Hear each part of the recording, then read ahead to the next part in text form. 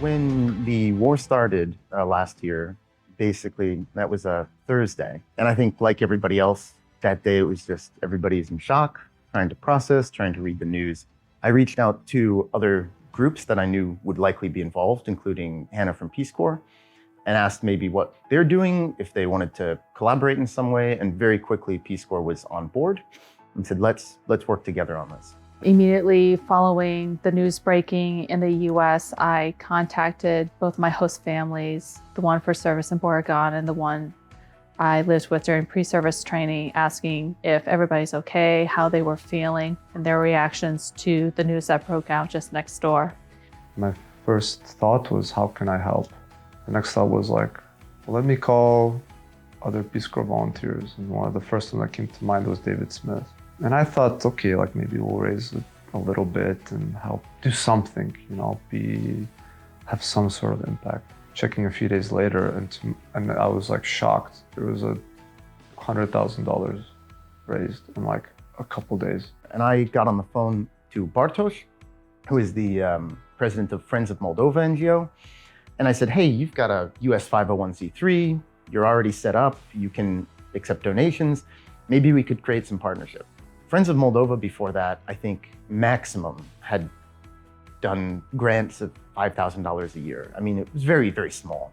And then very quickly, we were able to set it up as a fundraising hub through former Peace Corps volunteers. They put it out through their networks. We had donors, large, small. I mean, tons of people were able to get donations in, and we were able to get that here on the ground and very quickly turn it into food, diapers, hygiene products, whatever was needed.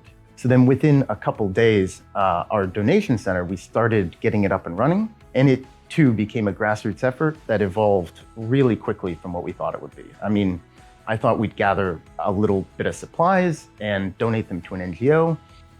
Din Small House deschis un centru de refugiați în care noi pur și simplu aduceam multe haine, produse și pas cu pas, cu fiecare refugiat care intra la noi, tot asta creștea, se dezvolta mai mare, s-a inclus Peace Corps, toată echipa minunată care, prin conexiunile care le-au avut ei construite de-a lungul anilor, au încercat să facă cât mai mare outreach. Deci noi inițial am crezut că să facem doar în Chișinău, dar să primit așa că noi duceam marfă, produse peste toată Republica Moldova, exact prin partenerii Corpului Păcii în Moldova. With volunteers that just came from all over the place, we wound up having a huge amount of goods.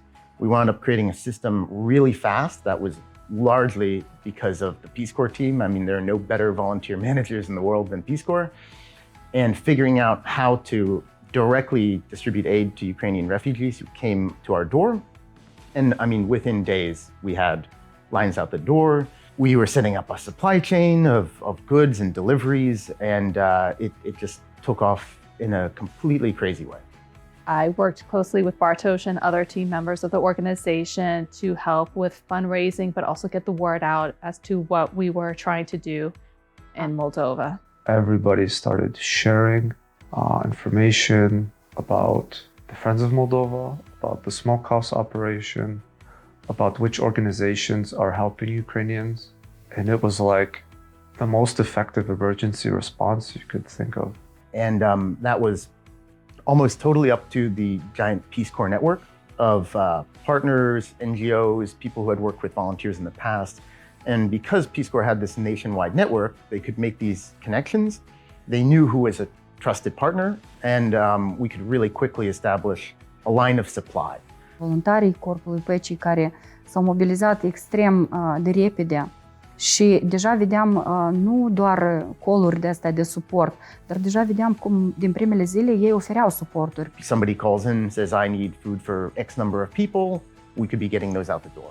And this became a very logistically complicated center because we had people coming in the front door, being met by a volunteer, speaking with them in Russian mostly, to go shop around and help find them what they needed. Where at the back, we were preparing shipments for refugee centers all across the country. And then through a side door or just through the front, we'd have a delivery of, 3 tons of food or something. It was all kind of mixed together. But it was really the Peace Corps network that allowed this nationwide reach, as well as us having this one hub most inconvenient hub in the world. Small basement restaurant is not where you want to set up a warehousing operation, but we had it, and it allowed us to get active really fast. Есть смолхаус, ресторан, знаешь, я говорю, нет, не знаю. И все, я только зашел, сказал имя Бартош, и мне сразу все, реакция произошла, люди уже знали, что я от него уже приезжаю.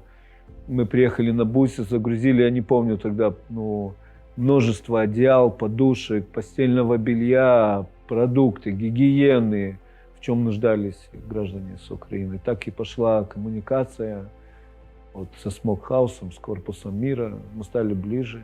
Nu e o întâmplare, asta e modus operandus a Peace Corps-ului, de a mobiliza comunități, de a mobiliza oameni, de a face ceva bun, pentru că e o părere cu un voluntar, asta e ceva deosebit. Nu toți oamenii pot face asta și Corpul Păcii exact arată acești oameni vin să servească comunități. De asta, când s-a întâmplat ceva, cam undeva în DNA era scris că так, trebuie ceva de făcut și s-a mobilizat. По-другому и быть не могло, потому что это люди с большим сердцем, и вот эти проблемы других людей для них очень близки. Поэтому я была уверена, что первыми, кто бросится помогать этим людям, это будут ребята из корпуса мира. И я не ошиблась.